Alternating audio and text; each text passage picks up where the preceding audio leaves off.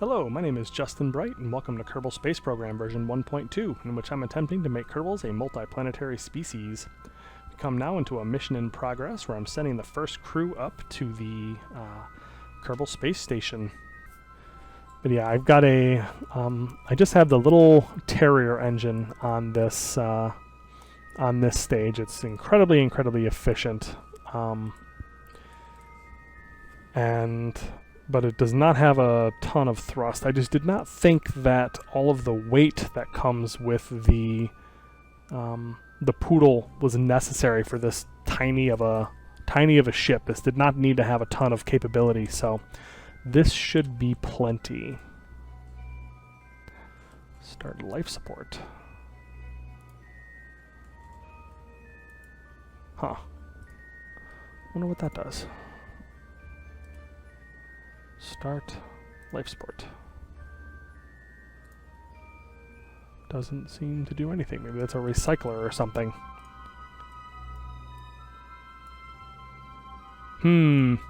Yeah, part of why I'm conducting this series is I would very much like to learn all of these interconnected USI systems and kind of holding myself accountable to the lovely people out on the internet, I think is a good way to force myself to learn. If I'm learning for you guys, then I'm definitely learning for a good cause. But I'm doing a lot of research and trying to figure out exactly what these bases should look like and how these systems fit together. I have kind of a basic idea of how these things work, but there's a lot of additional functionality that's been written in, that's been added to various parts, like even the hitchhiker says start habitat. So there's new stuff, there's cool stuff, and there's all these cool little things that I've always wanted to play with, but I've never had the chance to. So I am very excited to get started with that.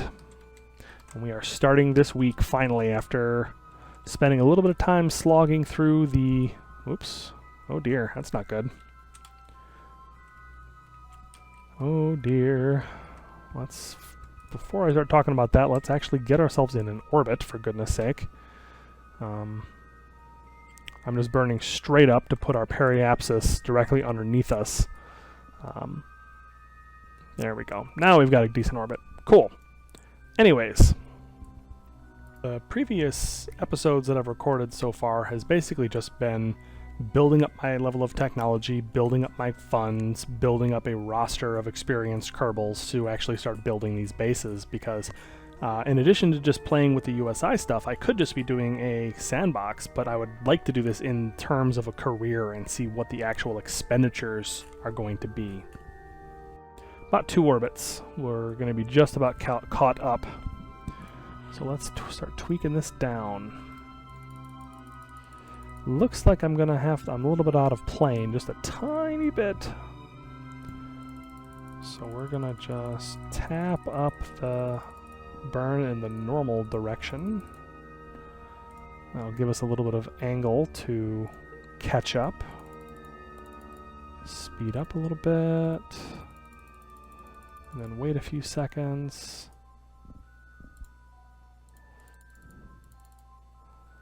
That's getting pretty close. There we go. 1.7, 1.8. Okay, that is good enough for me. So let's do that.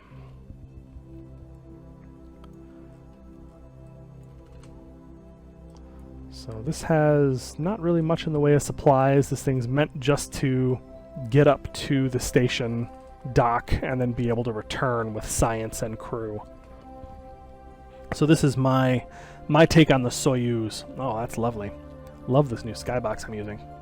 But this ship is meant to be my take on the Soyuz capsule that goes up and docks crew and cargo and then comes back with crew and cargo. I may upgrade this with more cargo and supplies and so forth as I evolve the station, as I build more pieces and require more things. I'll definitely start adding more bits and adding more functionality and capability to this little service vessel, but this is kind of it's going to be the heart of what I'm sending up. We'll call this the crew variant. Unlike real life, that one comes first for me. Oops, it helps if you point towards your maneuver when your burn comes up. Oh, look at that. So, plenty of fuel to get up to the station and then match its orbit. I don't think that's going to take much. It's going to leave us with what looks like a very razor-thin margin, but will actually be plenty to get us back down into Kerbin's atmosphere and deorbited. Let's get this a little more precise. Beautiful. So let's take a look. Oh, it might even be in the sun. How amazing. One thing I like to do at this point is I point myself in a direction. So this time we're just going to point prograde. And then I'm going to turn on my RCS and I'm just going to tweak in like forward, backwards, lateral, just to see if I can't get it a little bit closer. There, down to 1.7. And like I've done last time, this will be very easy to tweak down and get exactly right when I finally get there. Like on approach, I'll be able to fix the orbit so that the intercept is right on top of each other. So 1.7 kilometers in 3 minutes, 2 minutes, less than 2 minutes. Oops. So let's retrograde relative to target, and we're just going to drop this retrograde marker directly on top of my target beacon, the target is behind me beacon. And you see that brings our intercept down to nothing, which is exactly what we want. And the better burn time mod also tells you estimated burn time, so it's going to tell me it's going to take me about 12 seconds to match my velocity. So I need to be careful about that, because otherwise I might smash directly into it, which is not... it's off nominal, we'll say.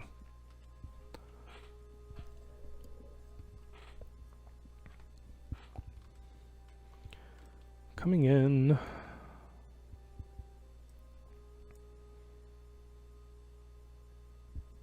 Oh, I'm so excited to try out my this camera mod. So as an alternative, whoops. Oh my god. I got so excited about the camera mod that I forgot to actually, stop. This is fine. I didn't smash into it. Okay. Anyways, so I've installed docking camera instead of the Navy Fish docking alignment indicator, because it does a lot of similar stuff to the docking alignment indicator, but it does it with a little camera on front, which I think is just super neat. So target mark on here. We need to actually target our, that's the engine. So we need to be targeting up here in the front, or maybe off on the side. I think that's a construction port, which I don't think I want to dock with. I don't think there'd be anything bad about docking with it, but I also just don't think that's... There we go. That's the one. Oh, how cool. What is this little... I don't know what that is. Oh, it shows me my roll relative. Oh, gosh, that's cool. I love little things like this that improve the UI. All right, so let's start our... Whoops, that is not the direction I thought I was pointing. There we go.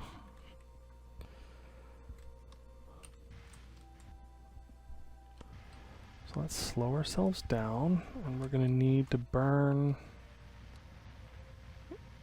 our RCS in this direction, so we slide down along this very cool looking space station, or at least I think it is. Turn, can I rotate in a way that makes the keys do what I think they do? Like, I hate it when you get, like, it feels like pushing the JK will push me in a certain direction, but it doesn't. So I'm just trying to roll it around so that it, there we go. So that J is left, L is right, I is down, etc., etc. Okay, so how are we doing here?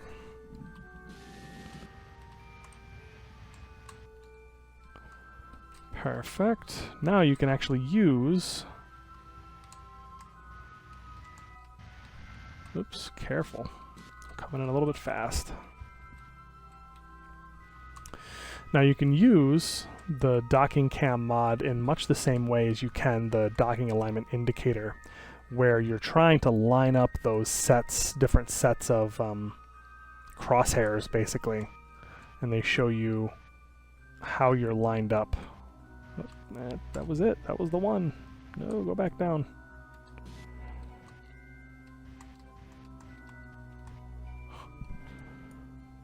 And here we go. Oops, that's a little off. But the magnets save me anyways. Any minute now. Let's let go of my... There we go. Beautiful. We are docked. Thank you, docking camera. Alright, so let's start transferring people to this station. Can I open this now? No? Don't understand. Maybe I just need the machinery before it even gives me the option. So I need to fly up some machinery, so there does need to be a resupply while they're up here. But they have plenty of habitation space, I think, and they have 120 days worth of supplies, it looks like, as well. So if I were to start habitat... I still don't... Oh, that changed something. Oh, look at that. Turning that on gave me habitation for a tremendous amount of time. That's great. Okay. We're learning things here. We're going to start this life support as well, which I'm going to guess is going to... Look at that. I think that's a basic recycler, and what that does is that's going to turn the mulch that Kerbals produce as they consume life support or supplies into more supplies using electric charge. So this basically just extends the life of the supplies that I have on board. So that is quite nice. That gives me 223 days. We have plenty of electric charge, 20 days of electric charge if we were to go to the other side of the planet, so we have plenty there. And plenty of habitation time, so we have 189 days as well before we have to rotate the crew. So we should be able to get a lot of missions done without having to babysit the base. It may get more complicated as we add more Kerbals to it, but for now I think we are doing just fine. So, let's start rotating some people into the base itself. Let's see. I should have a... There it is. Transfer crew. Let's transfer our pilot up into... where should our pilot hang out? Let's have a pilot hang out in the Columbus. Then BC, you're an engineer. Why don't I send you into the hitchhiker? Now I just want to make sure that, let's see, Meldo and Sangala, I believe, are our scientists. Meldo and Sangala, so they need to hang out in our mobile processing lab, or perhaps I'm probably going to need one over in my Columbus, because I'm not sure how that one works either. Let's see. Oh, install MSG. So that's from over here. I have the microgravity science glove box over there, and it looks like I can just install. Very nice. MSG no experiment. Cool. Install USU. Very nice. So those are just installed. That's pretty cool. Easy peasy. Now I can chuck that down into the atmosphere, actually. Can I transfer fuel all that way? Ooh, I can. So let's just do that for fun. 'Cause I don't think we're going to need that vessel to have fuel for anything, but since we're just chucking this probe and lifter body into the atmosphere to burn up anyways, might as well save something useful. We've got to start getting in the habit of keeping these things. So let's decouple. Have you turn and, well, not that way, but it's good to get away from the station a little bit. Burn in this direction. And all we have to do, I don't have to see this all the way down to the ground, I just have to get this down to a periapsis where it smashes into Kerbal, and then I can flip away and let it go. Goodbye, and it will burn up on its own. Cool. Very, very cool. Unfortunately, we're in the dark side of the planet now. So all I really need at this point is to send up some machinery to get that up and running. We've got an airlock, very cool. We've got a viewing cupola. Not pronounced cupola, as I used to think. Start my habitat on that as well. I guess that's just turning them on. It's a little strange that you have to actually toggle that, but let's see. All right, so let's whip around. Oh geez, it's changed itself into a base again. So let's try to find let's like control from here maybe. Perhaps rename vessel. I want this to be a station. Please, station. Sort me as a station. Alright, now you can see the little probe is heading down into the atmosphere. And poof, it is gone. Ooh, this actually ate up all the electric charge overnight. That might be problematic now that I'm thinking about it. I may need to send up some batteries on my next supply mission. Well, let's see. Start research. Cool, cool, cool. So, I thought that I was going to have to do some installation of install CCF. Let's just have, oh look at that, start CCF. MSG time, 0 out of 22. I'm gonna guess that's hours. Is this killing my battery? No, that seems to be fine. Cool. What about, can I do the other one too at the same time? Install atom. Start atom. Ooh. Select your test subjects. Oh dear. Let's see what happens. Well, I don't have enough. So I think I need to move them all into that same part. How many people can fit in here?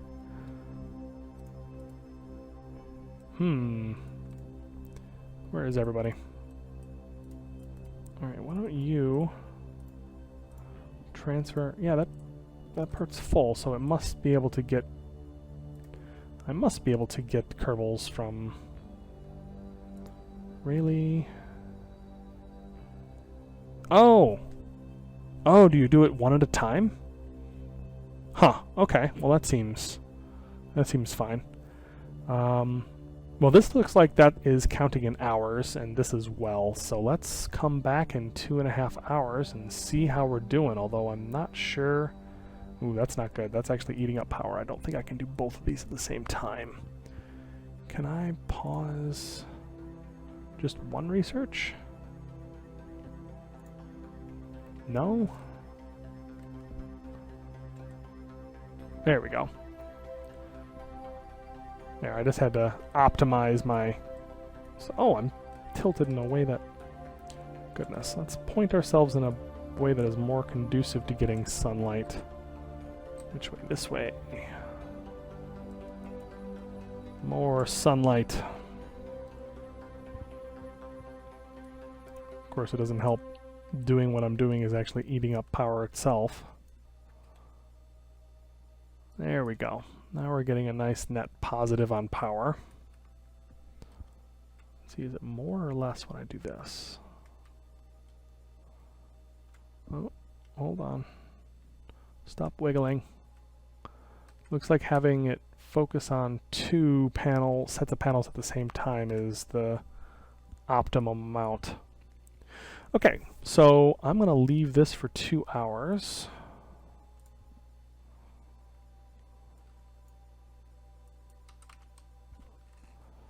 And 30 minutes. And in the meantime, do I not have a radar dish on here of any kind? I didn't think of that. You would think that I would put that on here. Well, it looks like there's a couple things to add to our station, but that was always the idea. Now we have plenty of room to add things and another docking port over here on the other side as well. So, things that we need now are machinery for our habitat. We need more power generation because these experiments are incredibly hungry. And we need... that's it. Just those two things. Just more power and machinery to open up this habitat. So what I think is what we can do here is maybe we can build some kind of additional truss off on this side of the station. Alternatively, I could just bring up a box full of solar panels and slap them on the side. I'll have to think of the best way to do that. But let's jump down to see our completed contracts. First of all, we have explored Kerbal by transferring crew. Finally got that one completed. And we've started constructing the first station around Kerbal. Indeed, first docking maneuver and first crew transfer. Boom, boom, boom.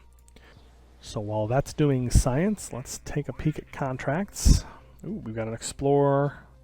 We want to rendezvous and dock in orbit of the moon. That'll be fun. So let's do that. Anything else? Geosynchronous satellite. I love those. Do I have any other just money-making contracts? We also need to rescue Dite Kerman. I think there's room on my... I think I can absolutely do that with my... the vessel that's docked to the station. So let's plan on that.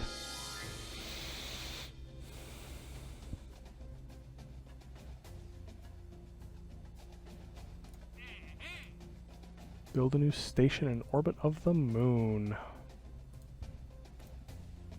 Oh, no. Not going to happen. Not with ore. Nope. No, sir. But we did get a little bit of science back, which puts us over the 160 mark, which means we can get more stuff. I love more stuff. Finally get some right-sized decouplers. Good sized service bays, cupola, 4K pod, do love that. And the venerable Mark 1-2.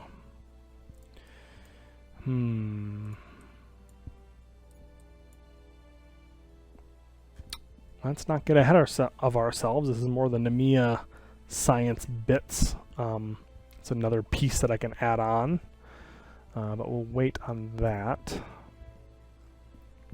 Nice pill tanks to go on the slap on the side of things. More 2.5 meter fuel tanks, RCS fuel tanks, and connector ports for Kerbal attachment system.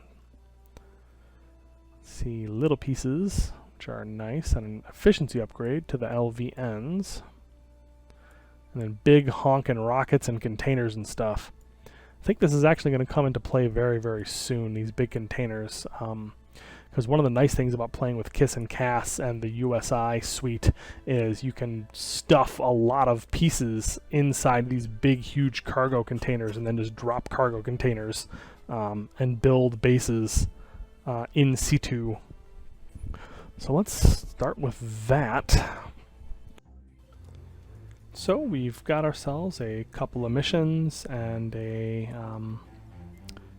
station up in orbit. We've got a crew up in orbit. We've got some supply missions kind of cut out for us. So in the next episode, we will be sending up a couple ships, get some stuff docked, get some stuff built out, increase the capability of our first space station around Kerbal. But that's all the time I have in this episode, so we'll get to that in the next one. I will see you then.